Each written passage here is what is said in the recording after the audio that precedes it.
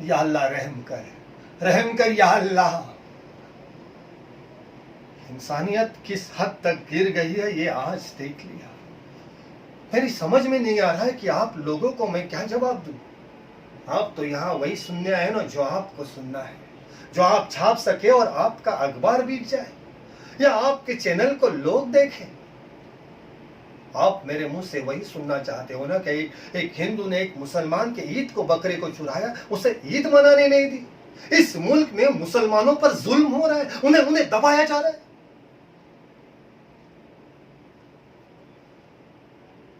तो मैं एक बात सच कहता हूं, बकरा चोरी नहीं हुआ है। एक मासूम बच्ची ने कुर्बानी से उसकी जान बचाने के लिए उसे कहीं छिपा दिया है। उस बच्ची को उस बकरे से लगा हो गया है। वो बच्ची सिर्फ मेरे हिंदू पड़ोसी की नहीं, मेरी भी बेटी है। मेरे लिए उसके दिल में बहुत अजीज है, इसलिए उसकी ऐसी हजारों गलतियां मैं बर्दाश्त कर सकता हूं। आज से 18 साल पहले जब हम दोनों के खानदान एक दूसरे के पड़ोस में रहने के लिए आए थे, और हम दोनों में ऐसी मोहब्बत हो गई कि एक परिवार के जैसे हम रहने लगे, और हमारे ताल्लुकात अस्तवर हो गए। जब भाभी को साइली पैदा हुई, मुझे और मेरी घरवाली को बेहद खुशी हुई। ऐसे लगा कि जैसे हमें अपनी बेटी हुई है। साइली हमारे घर में ही पली बड़ी है, मेरे बीवी के गोद में सोती थी। हम जब नमाज पढ़ते थे तो नकल करती थी। नमाज तो उसे आता नहीं था, लेकिन कहती थी कि सजदे में बहुत अच्छा लगता है। साइली के वाली जो मेरे हिंदू पड़ोसी है, उन्होंने इस बात का कभी भी बुरा नहीं माना, क्योंकि हम दोनों एक दूसरे को कभी अलग नजर से देखते ही नहीं थे।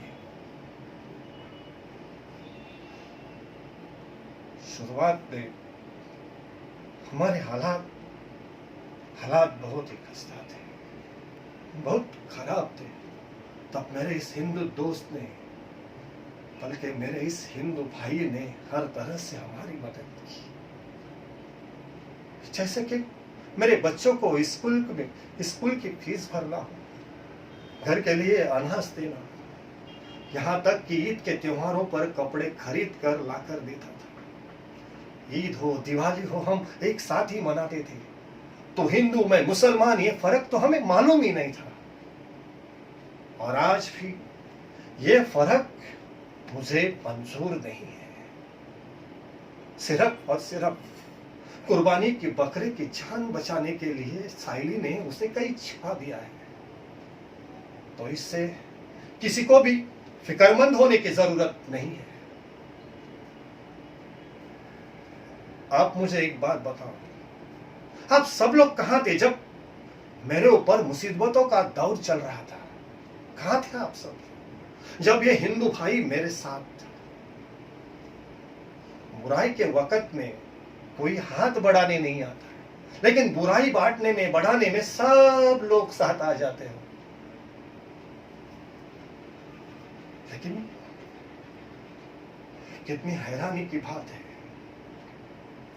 दुख की बात है कि एक मासूम बच्ची अकेली इस दुनिया में कहां खो गई है। वो कहां होगी, कैसे होगी, ये सोच सोच कर मेरे भैया और भाभी पागल हो रहे हैं। 2 दिन से उन्होंने खाना तक नहीं खाया है। उनके मन में कैसे कैसे ख्याल आ रहे हैं।